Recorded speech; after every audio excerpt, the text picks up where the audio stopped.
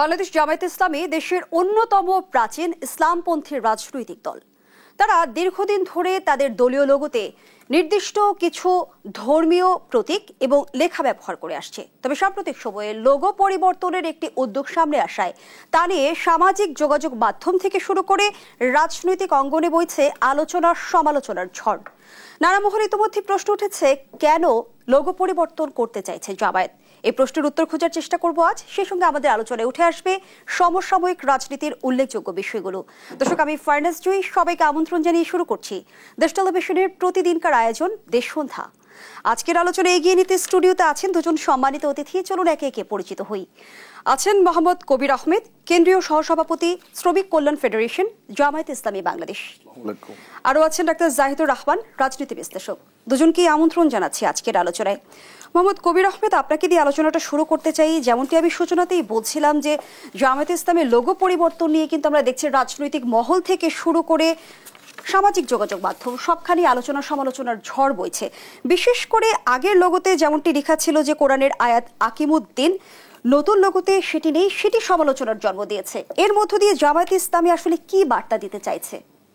ধন্যবাদ আপনাকে, সাথে সাথে দর্শক শ্রোতাদেরকে এবং বিশেষ করে আমার ঢাকা ৯ আসনের সর্বস্তরের জনগণকে আন্তরিক ধন্যবাদ এবং আসসালামু আলাইকুম রহমতুল্লাহ। ২০০৮ সালের পর থেকে মূলত আমাদের এই লোগোটা ব্যবহারটা স্থগিত আছে। এই লোগোতে আকিমুদ্দিন ছিল, আল্লাহু ছিল, বিভিন্ন জায়গা থেকে কথা এসেছে, আমাদেরও উপলব্ধি এসেছে। লোগো অনেক সময় মনোগ্রাম হিসাবে, কেউ কোটে পিন হিসাবে ব্যবহার করে, কেউ জামাতে ব্যবহার করে। সবকিছু মিলিয়ে এটার বিষয়ে যে কেউ হয়তো ব্যবহারের ক্ষেত্রে বাথরুমে যেতে পারে, কোনো জায়গায় যেতে পারে, সেক্ষেত্রে কোরআনের কোনো অবমাননা হয় কিনা এ বিষয়ে একটু চিন্তা ছিল।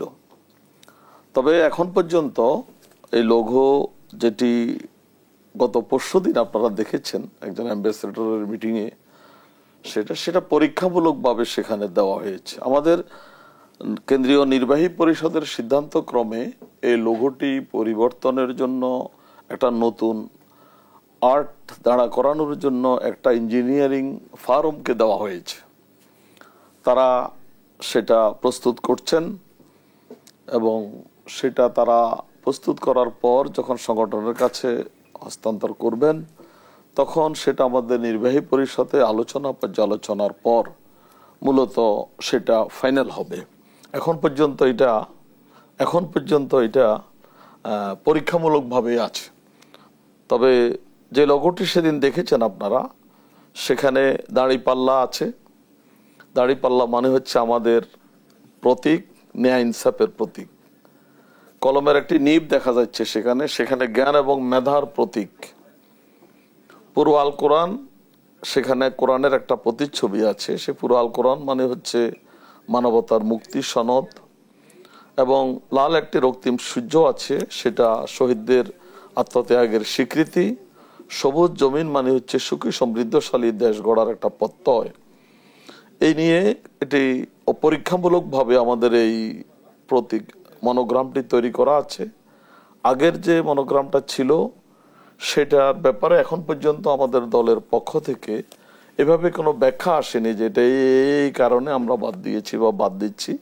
তবে এমনিতে যেটি আলোচনা এসেছে, যেটি মানুষ একজন মুসলমান হিসাবে আমাদের মাঝে যেটি রেখাপাত করেছে, সেটি হচ্ছে যে কোরআনের একটি আয়াত আকিমুদ্দিন, দিন প্রতিষ্ঠা করো, আল্লাহু, এটা যদি ব্যবহারটা যত্রতত্র হয়ে যায়, আমরা কোনো পাপের ভাগিদার হয়ে যাই কিনা, এই চিন্তা থেকেই এটা পরিবর্তনের চিন্তা হয়েছে।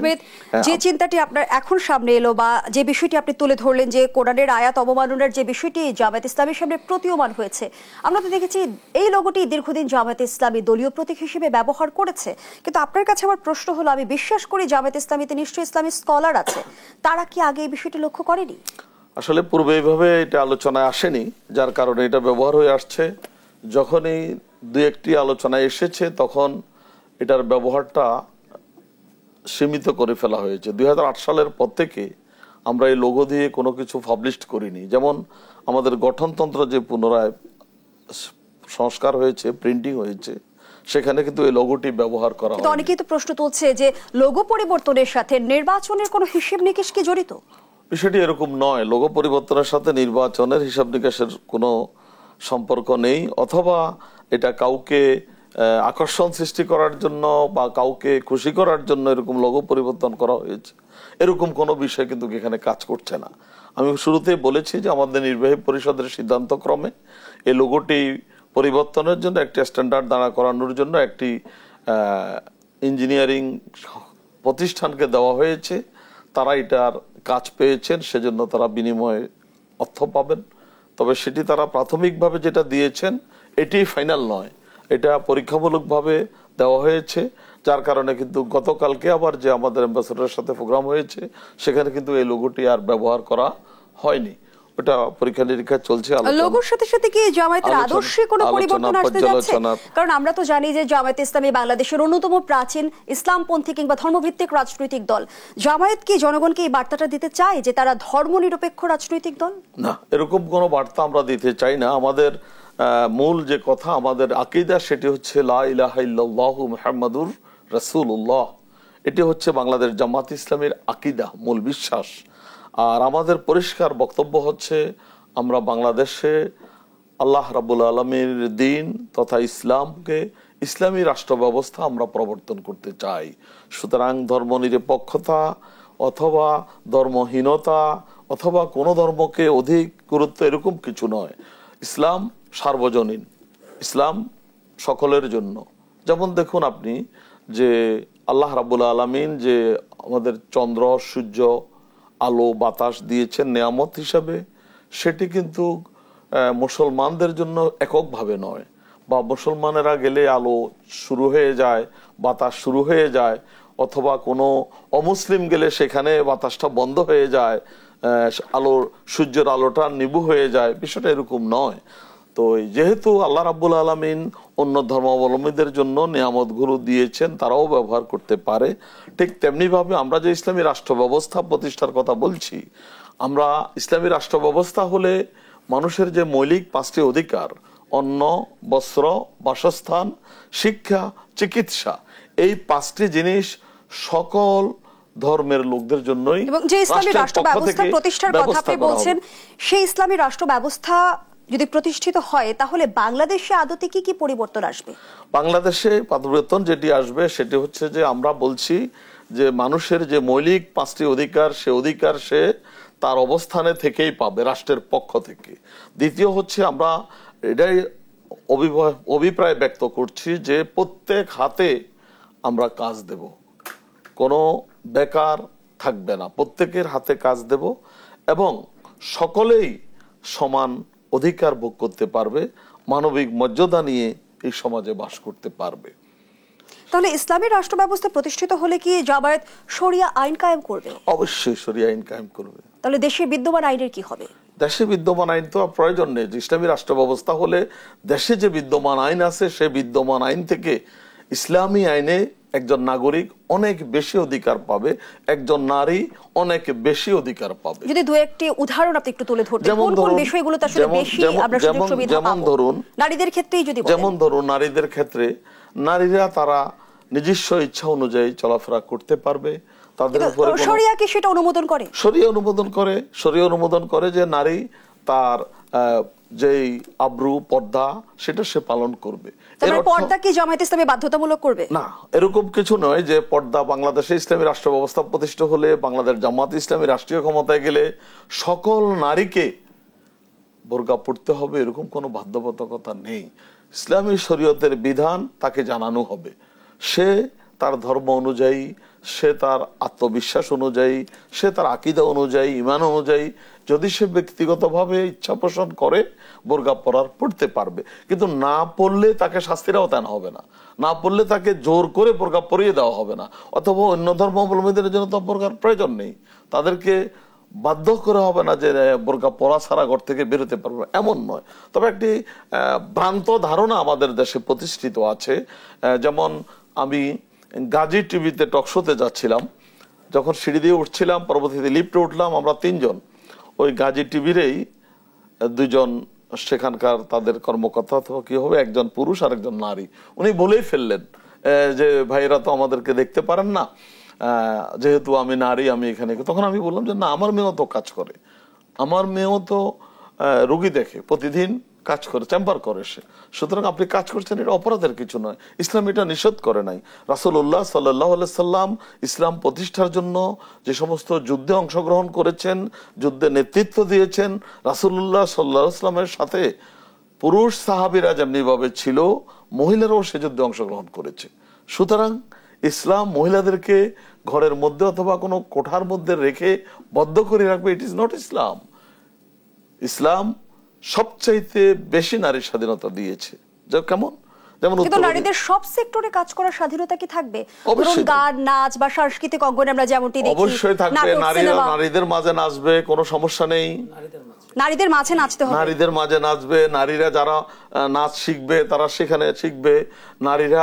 নারীদের মাঝে যতটুকু সম্ভব সেটা, যেটা শালীনতার মাধ্যমে, সেটা তো পুরুষদের মধ্যে করবে। মানে গান, নাচ, নাটক, সিনেমায় কোনো আপনাদের বাধ্যবাধকতা নেই, সবকিছুই চলবে, কিন্তু নারীরা নারীদের সামনে করবে, নারীরা নারীদের সামনে করবে। নারীদের নাচ পুরুষদের হয়তো দেখার সুযোগ সেভাবে থাকবে না, যদিও থাকে সেটি ইসলামী শরিয়া যদি এলাউ করে, সেটা তখন মুফতিরা সেটা দেখবেন, সে অনুযায়ী সিদ্ধান্ত হবে। তবে এই কথা এটা নয় যে আজকে জামাত ইসলামী রাষ্ট্রীয় ক্ষমতায় গেলে আগামীকাল ভোর থেকে কোনো নারী আর ঘর থেকে বের হতে পারবে না, এই যে একটি ধারণা, এটি সম্পূর্ণ ভ্রান্ত ধারণা। অসংখ্য ধন্যবাদ জানাচ্ছি মোহাম্মদ কবির আহমেদ। পরবর্তী অংশে আবারও প্রশ্ন নিয়ে ফিরছি আপনার কাছে।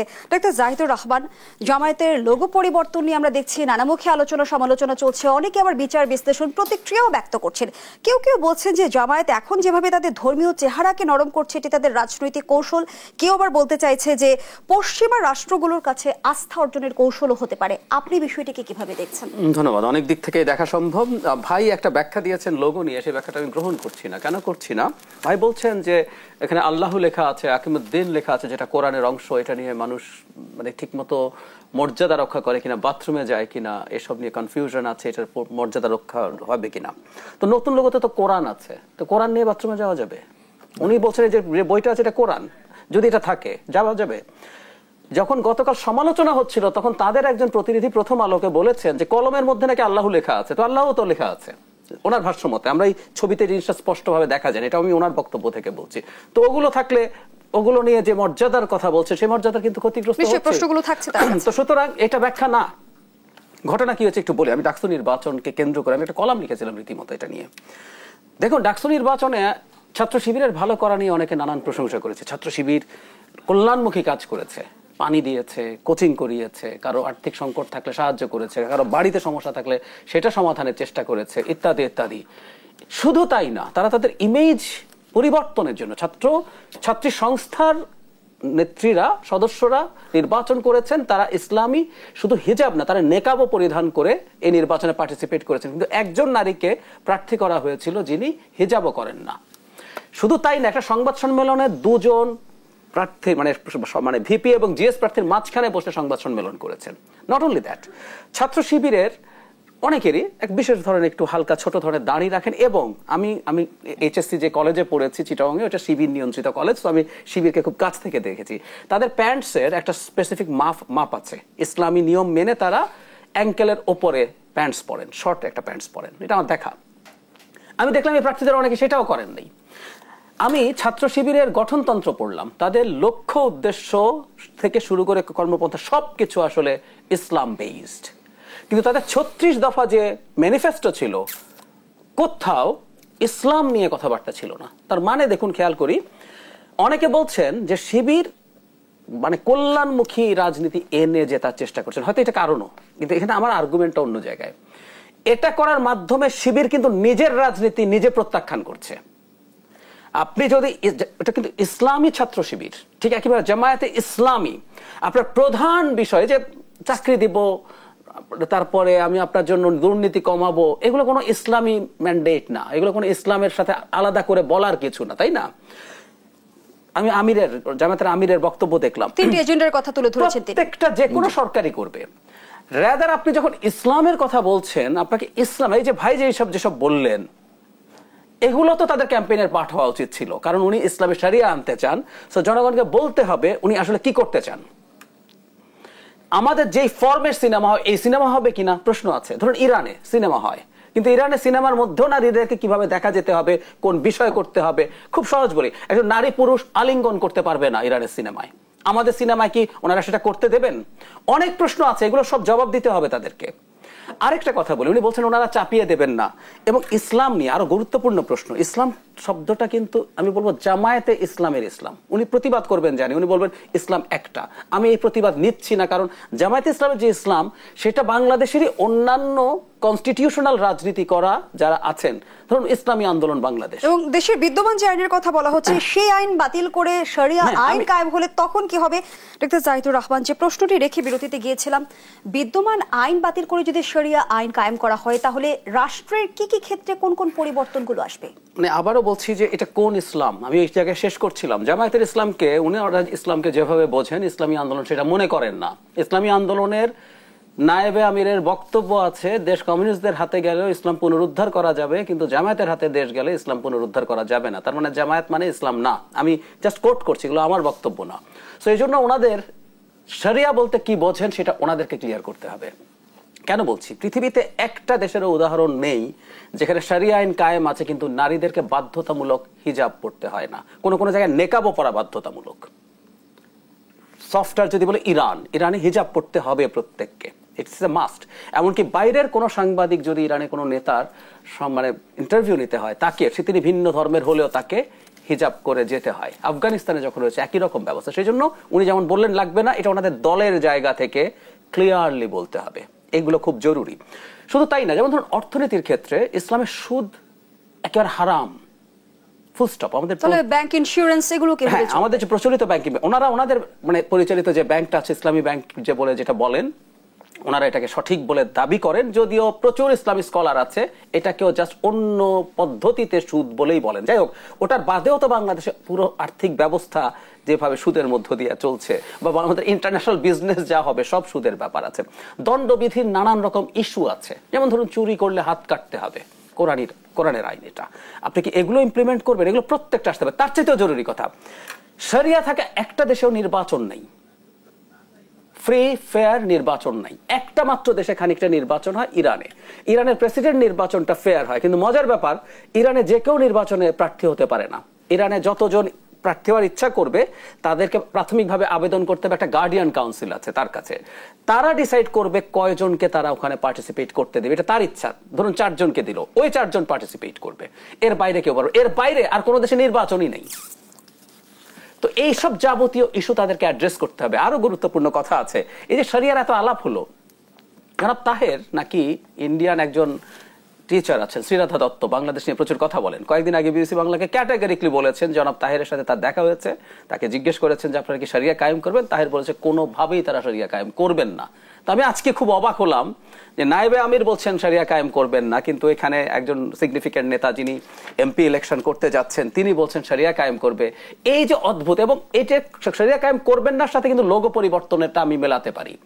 এই যে দিন কায়েম করা সরিয়ে ফেলছেন, এবং তারা পশ্চিমাদের চোখে আপনি যেটা তুলেছিলেন যে একটু লিবারেল হয়ে উঠতে চান, একটু সেন্ট্রিস্ট হয়ে উঠতে চান, কারণ বাংলাদেশে একটা ইসলামী শরিয়া কায়েম করবে এরকম একটা দল এবং দল ক্ষমতায় আসবে, এটা কিন্তু ইন্টারন্যাশনালি সিরিয়াস প্রশ্নের ব্যাপার। আরেকটা কথা একটু বলে শেষ করি, ডাকসুর কথা বলছিলাম, কারণ ডাকসু দেখাচ্ছে আপনি ইসলামকে না এনে বরং মানুষের কল্যাণ সাধন করার চেষ্টা করে নির্বাচনে জিতছেন।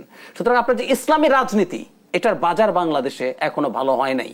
বাংলাদেশ বরং মধ্যপন্থী একটা ওয়েলফেয়ার স্টেটই চায়। সে কারণে তারা তাদের জামায়াতের উপর থেকেও তাদের ওই চরিত্রগত দিক। অসংখ্য ধন্যবাদ জানাচ্ছি ডক্টর জাহিদুর রহমান। জনাব কবির আহমেদ, ইসলাম প্রশ্নে ধর্মভিত্তিক রাজনীতিগুলোর অবস্থান কেন ভিন্ন ভিন্ন? ধন্যবাদ। প্রথমে আমি জাহিদ ভাইয়ের কিছু প্রশ্ন, সেগুলোর উত্তর দিয়ে আপনার পয়েন্টে যাচ্ছি। প্রথমে তিনি বলেছেন যে কল্যাণমূলক কাজের মাধ্যমে ডাকসু ভালো করেছে। আসলে কল্যাণমূলক কাজটা কি? ইসলাম এই কল্যাণমূলক কাজে সবচাইতে বেশি। আল্লাহ রাব্বুল আলামিন পবিত্র কালামে হাকিমে বলেছেন, কুনতুম খায়রা উম্মতি উখরিজাত লিন-নাস তা'মুরুনা বিল মারুফ ওয়া তানহাউনা আনিল মুনকার। হে মুসলমানগণ, তোমরাই পৃথিবীর সর্বশ্রেষ্ঠ জাতি, তোমাদেরকে বিশ্ব মানবের উপকারের জন্য সৃষ্টি করা হয়েছে, তোমরা মানুষকে সৎ কাজের আদেশ দিবে, অসৎ কাজ থেকে ফিরিয়ে রাখবে। সুতরাং এখানে যে কথাটি আল্লাহ রাব্বুল আলামিনের নির্দেশে হচ্ছে কল্যাণমূলক কাজ, এবং আল্লাহ নিজে বলছেন যে এই জন্য মুসলমানদেরকে আল্লাহ রাব্বুল আলামিন দায়িত্ব দিয়েছেন। এরপরে ভাই বলেছেন যে ইসলাম, জামাত ইসলামের জন্য আলাদা, ইসলামী আন্দোলনের জন্য আলাদা। নো, ইসলাম সকলের জন্য একটাই, এবং সেই ইসলাম হচ্ছে আল্লাহ রাব্বুল আলামিন রাসূলুল্লাহ সাল্লাল্লাহু আলাইহি সাল্লামের বিদায় হজের ভাষণে পরিষ্কার করে দিয়েছেন, আল ইয়াউমা আকমালতু লাকুম দীনাকুম ওয়া আতমামতু আলাইকুম নি'মাতি ওয়া রাদিতু লাকুমুল ইসলাম দীনা। তখন যে ওহিটা এসেছে, যে কোরআনের আয়াতটি নাজিল হয়েছে, সেখানে বলা হয়েছে আজকে তোমার জন্য দিন জীবন ব্যবস্থা হিসাবে ইসলামকে পরিপূর্ণ করে দেওয়া হয়েছে। সুতরাং কোরআনের যে ইসলাম সেটি হচ্ছে পরিপূর্ণ ইসলাম।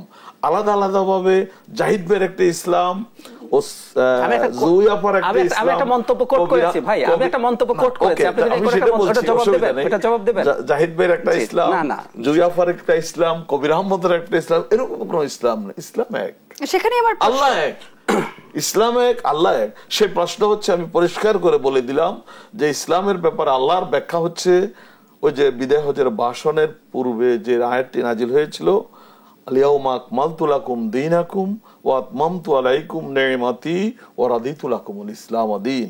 আজকে তোমাদের জীবন ব্যবস্থা হিসেবে ইসলামকে পরিপূর্ণ করে দেওয়া হয়েছে, আল্লাহর এই নির্দেশ। কিন্তু আপনি কিছুক্ষণ আগেই বলছিলেন যে ক্ষমতায় গেলে অবশ্যই আপনারা শরিয়া আইন কায়েম করবেন, কিন্তু আপনাদের নায়েবে আমির বলছেন যে কোনোভাবেই শরিয়া আইন কায়েম করা হবে না। আমি প্রশ্নটি, শরিয়া আইন কায়েম হবে, জামাতের নায়েবে আমির আবার বলছেন হবে না। বিষয়টা আপনার কাছ থেকে বুঝতে। ধন্যবাদ।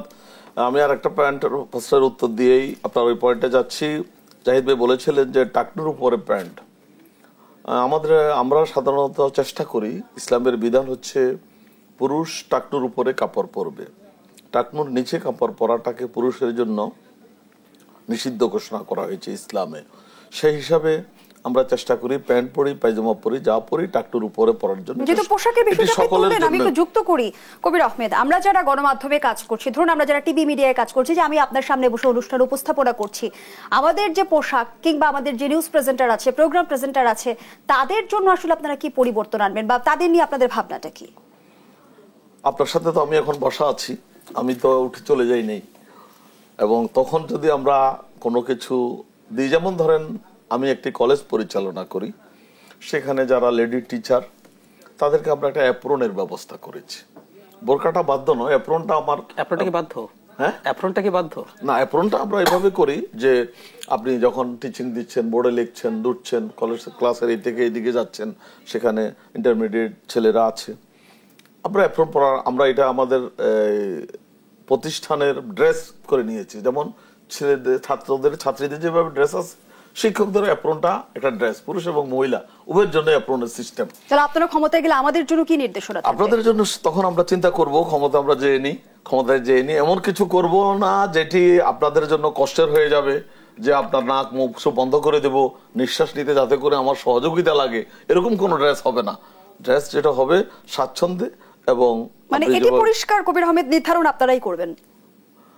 আমরা নির্ধারণ করব বলতে শরীয়তের দৃষ্টিভঙ্গি থেকে যেটি নির্ধারিত থাকবে, এই দেশের মুফতি আছে, বড়রা আলেম আছে, কোরআন আছে, হাদিস আছে। শরীয়ত যদি আপনাদের নারী সদস্যরা, কিছুদিন আগে আমি আপনাদের নারী সদস্যদেরকে সামনে আসতে দেখলাম, ব্রিটিশ হাই কমিশনারের সাথে, হ্যাঁ, ব্রিটিশ হাই কমিশনারের সাথে আপনাদের নারী সদস্যরা দেখা করেছেন। তারা হিজাব শুধু না, তারা নেকাবও করে গেছে। তারা দুজন ডাক্তারই। আচ্ছা, তারা নেকাব করে গেছে, নেকাব পরে গেছে। এখন নেকাব পরাই যদি আপনাদের কাছে শরীয়ত হয়, এটা আপনারা ইম্পোজ করছেন না? আমাদের কাছে নয়। দেখেন, নেকাব যেটি আমাদের নেত্রীরা পড়েছেন, সেখানে যে অ্যাম্বাসেডরের সাথে যে প্রোগ্রাম হয়েছে, ওটা নেকাবের বিষয়টা ব্যক্তিগত ব্যাপার। আচ্ছা, কিন্তু যেটি আবরণ, বোরকা অথবা একটা চাদর ঢাকা, সেটা কোরআনের বিধান। কিন্তু আমার যে মূল প্রশ্নটি ছিল, আমার হাতে সময় খুব একটু নেই। আমাদের আবার কেউ নেকাব পরে, কেউ হয়তো নাও পড়তে পারে। আর ছাত্রী সংস্থার যে আপনি বলেছেন যে ঢাকা বিশ্ববিদ্যালয়ে ছাত্রী সংস্থার দুজন মেয়ে কিন্তু নেকাব সহ ছিল, কিন্তু আরেকটা মেয়ে আমাদের সেখানে প্রার্থী হয়েছে। আমাদের এখানে প্রার্থী হওয়ার কারণে তাকে আমরা বোরকা এবং নেকাবটা বাধ্য করে দিইনি। কিন্তু আমার যে মূল প্রশ্ন যে জামায়াতে নায়েবে আমির বলছে যে শরিয়া কায়েম হবে না, আপনি বলছেন হবে, আমি বিষয়টা বুঝতে চাই। জাহিদ ভাই এখন বললেন আমি এটা শুনি নাই, জানি না, আমি নায়েবে আমির এরকম কথা উনি যদি শুনে বলে থাকেন, আমরা আমাদের শরিয়া আইন হচ্ছে যেমন ধরো বলা হয়েছে, যেখানে আপনারা বলেছেন যে শরিয়া আইন হলে চোরের হাত কাটা যাবে। হ্যাঁ, রাসূলুল্লাহ সাল্লাল্লাহু আলাইহি সাল্লাম যে ইসলামী রাষ্ট্র ব্যবস্থা প্রতিষ্ঠা করেছিলেন মদিনাতে, সেখানে তিনি ঘোষণা দিয়েছেন যে যারা চুরি করবে তাদের হাত কাটা হবে। সেই চুরি যদি রাসূলের নিজের মেয়ে ফাতেমাও যদি করে, তার ক্ষেত্রেও কিন্তু আমি আপনার বক্তব্য যতটুকু বুঝতে পেরেছি কবির আহমেদ, যে জামায়াতে ইসলামী রাষ্ট্র ক্ষমতায় গেলে শরিয়া আইন কায়েম হবে, এটা আপনাদের দলগত অবস্থান। চোরের হাত কাটার প্রয়োজন হবে না, কারণ আমি বলেছি যে মানুষের মৌলিক 5টি অধিকার ইসলামী রাষ্ট্রের পক্ষ থেকে বহন করা হবে। মানুষ যেহেতু খেতে পারবে, কাজ পাবে, চুরি করার সময় পাবে কোথায়? সুতরাং যে জামাত ইসলামী ক্ষমতায় গেলে সকালের থেকে শুরু করে সারাদিন লোকেরা চুরি করবে আর সন্ধ্যার পরে সারা রাত খালি হাত কাটতে থাকবে, বিষয়টা কিন্তু এরকম। আমরা এমন ভাবে তৈরি করবো লোকদেরকে, তারা কাজ করবে, রুজি করবে, খাবে, স্বাচ্ছন্দ্যে চলবে, মানবিক জীবন যাপন করবে। হাত কাটার প্রয়োজন তৈরি করবেন সেই প্রক্রিয়াটা আমি জানবো যদি আমার কাছে সময় থাকে। ডাক্তার জাহিদুর রহমান, এই পর্যায়ে আপনার কাছে আসতে চাই। যেমনটি আসলে আমরা কিছুক্ষণ আগে দেখছিলাম যে বাংলাদেশ জামায়াতে ইসলামী ক্ষমতায় গেলে যদি ভারত দেশে ঢুকে পড়ে, তাহলে 1971 সালের যে মিথ্যা বদনাম আছে সেটি চলে যাবে এবং প্রকৃত স্বাধীনতার যোদ্ধা হিসেবে নিজেদের প্রমাণের সুযোগ মিলবে, এমন মন্তব্য করেছেন দলটির নায়েবে আমির ডাক্তার আব্দুল্লাহ মোহাম্মদ তাহের। তাহলে কি 71-এর ভূমিকাকে জামায়াত মিথ্যা বদনাম হিসেবেই দেখে? জি, দেখছে। আমি দুটো কথা একটু বলে নিই। সেটা হলো ইসলাম নিয়ে ভাই যেটা বললেন, অ্যাপারেন্টলি ব্যাপারটা এরকম, কিন্তু ইসলামের ইন্টারপ্রিটেশন এমন জায়গায় গেছে। ধরুন আমি হেফাজতের আমির জনাব মহিবুল্লাহ বাবুনগরী বলছেন জামায়াতে ইসলামের ইসলাম হলো মওদুদির ইসলাম, আমি ওনাকে কোট করছি, আর আমাদের ইসলাম হলো মদিনার ইসলাম। মওদুদির ইসলাম করলে ঈমান থাকবে না। এখন হেফাজতের আমির, এটা নিয়ে ওনারা প্রতিবাদ জানিয়েছেন, হেফাজতের আমির কি ইসলাম কম বোঝেন? আমি কম বুঝি, আমি তো ওনাদের বক্তব্যগুলো করছি। তালেবানরা কিছুদিন আগে তাদের দেশে আফগানিস্তানেও ইসলামিক স্টেট কায়েম হয়েছে, শরিয়া মারাত্মকভাবে কঠোরভাবে পালন করা হচ্ছে। তো ওখানে কতগুলো বই নিষিদ্ধ করা হয়েছে, তালিকার মধ্যে মওদুদির বই নিষিদ্ধ হয়েছে, সাইয়েদ কুতুবের বই নিষিদ্ধ হয়েছে। যেই মওদুদির ইন্টারপ্রিটেশনকে ভিত্তি করে জামায়াত ইসলামের রাজনীতি তৈরি হয়েছে, সেটা আবার আরেক ইসলামী রাষ্ট্র যারা কায়েম করেছে তারা এটাই নিষিদ্ধ ঘোষণা করেছে। সো আমি দূর থেকে খুব সিম্পলি যেটা বুঝি, আমি এটাই বুঝি, আমার এত গভীর পড়াশোনা নেই, আমি দেখছি ওনারা যারা ইসলামী রাজনীতি করছেন, ইসলাম নিয়ে কাজ করছেন, ইসলামী স্টেট বানাচ্ছেন, এক পক্ষ আরেক পক্ষকে খারিজ করে দিচ্ছেন, ঈমান থাকবে না বলছেন। এক পক্ষ বলছে কমিউনিস্টের কাছে গেলে ইসলাম পুনরুদ্ধার করা যাবে, ইসলামী আন্দোলন যার সাথে তারা এখন জোট করার চেষ্টা করছেন, ওনারা বলছেন যে জামাতের কাছে যদি ক্ষমতা যায় ইসলাম আর পুনরুদ্ধার করা যাবে, তারপরে জামাত ইসলাম না। তো এইরকম জায়গা আছে। আমি এই কারণেই বলছি ওনারা ইসলাম বলতে যেটা বোঝেন এগুলো প্রত্যেকটা খুঁটিনাটি মানুষের সামনে আনতে হবে। আমার এই কারণে আমার কথাটা বলার। কল্যাণমূলক কাজের কথা বলছেন, ইয়াস, ইসলামে অবশ্যই কল্যাণমূলক কাজের কথা আছে, কিন্তু আমি যে কথাটা বলছি কল্যাণমূলক কাজ জেনারেল কতগুলো আছে। এই বিএনপি আওয়ামী লীগ তাদের যদি ম্যানিফেস্টো আপনি দেখেন, তারা করে কি না করে এটা ডিফারেন্ট আলোচনা, কিন্তু কল্যাণমূলক কাজের কথা আছে। কিন্তু আমি যে কথাটা বলছি ইসলামকে তারা কিভাবে রাখবেন, ইসলামের কোন কোন জিনিসগুলো কিভাবে আনবেন, এই যে এখন ভাই কিছু কথা বললেন, উনি সর্বোচ্চ পর্যায়ের নন, এই আলাপগুলো আসতে হবে, ওই রূপরেখাটা দিতে হবে। কারণ জনগণকে আপনি ইসলাম, জামায়াতে ইসলামের কথা বলবেন, ক্ষমতায় গেলে কি কি হবে না হবে এটা যদি নির্বাচনের আগে না জানান, এটা দ্বিচারিতা, এটা সঠিক না।